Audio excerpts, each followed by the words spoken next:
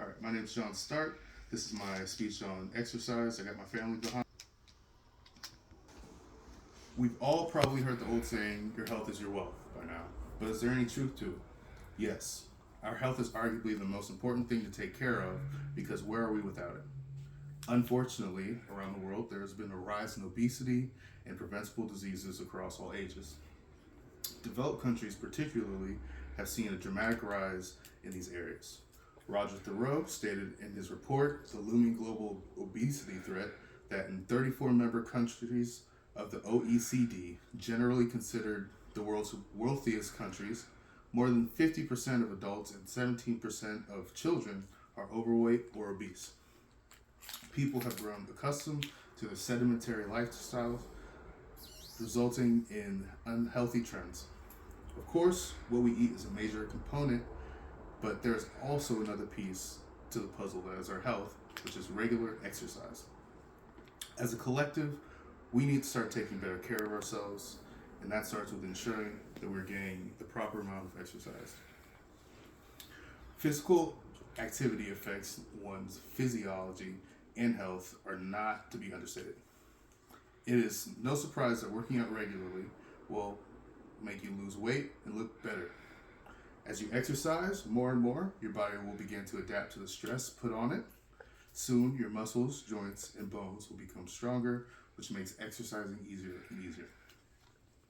The time it takes for your body to recover also will start to decrease. Now, the benefits of exercise don't just stop at a certain age. Older people who exercise moderately have less risk of bone loss as they age. On top of that, simple balance exercises have also been known to help the elderly keep their balance longer, resulting in less falls. What physical activity does for the outside of the body is impressive, but what it does for our insides is equally impressive.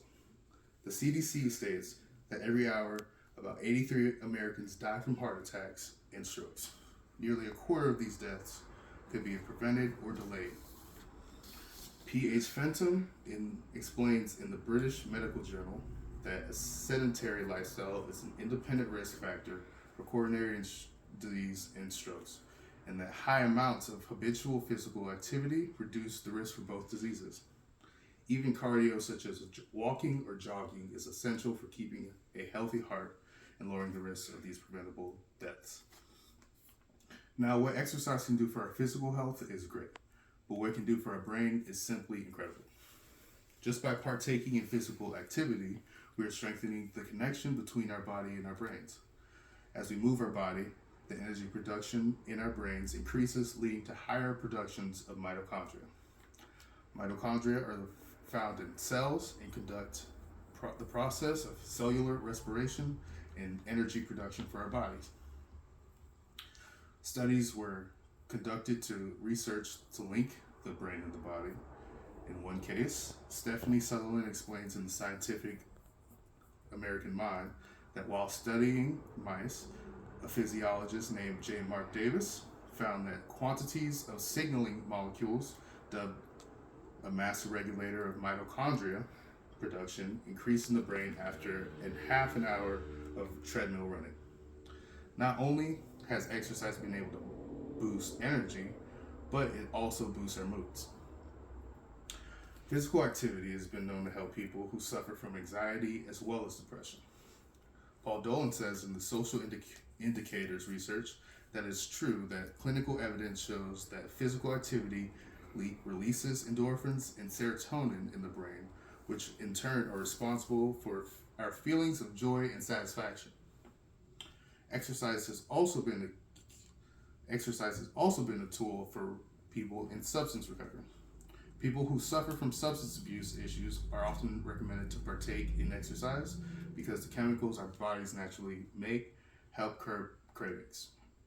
Ashley Moeller describes in the study she posted in the Scandinavian Journal of Public Health that exercise can reduce the relative reinforcing strength of substances and serve as an alternative non-substance reinforcer to substance self-administration.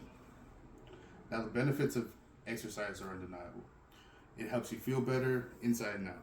However, it's important that you exercise responsibly to stay safe throughout. It's crucial that if you're using workout equipment, that you follow the directions and you use a maintainable weight for yourself. Otherwise, you risk injury and malfunction. It's important that you keep correct form because you are at risk of muscle sprains and tears if you do not. It is also imperative that you consult a doctor if you have any underlying conditions regarding your heart, as you could be at risk of cardiac episodes during workouts. Now, the risks are small, but the pros definitely outweigh the cons. But all the same, it's important that we know the risks so we can be as safe as possible as we exercise. All in all, without exercise, it's nearly impossible to lead a truly healthy life. It's no question that we look and feel our best when we exercise regularly. Young and old, we all have something to gain by committing ourselves to our health and incorporating more exercise into our lives. I know often it feels like there's no time to get exercise, but even half an hour can make a huge difference. Sherry Bassick shares in the Scientific American article, Why Exercise Works Magic, that the U.S. guideline recommends the equivalent of at least 30 minutes of moderate exercise, such as brisk walking, 5 times a week, plus 30 minutes of muscle building activities at least twice a week. I encourage everyone to sit down and find activities that can easily fit into our lives, making it easier for us to incorporate exercise. It will be imperative to our future of not only us, but our kids. Thank you.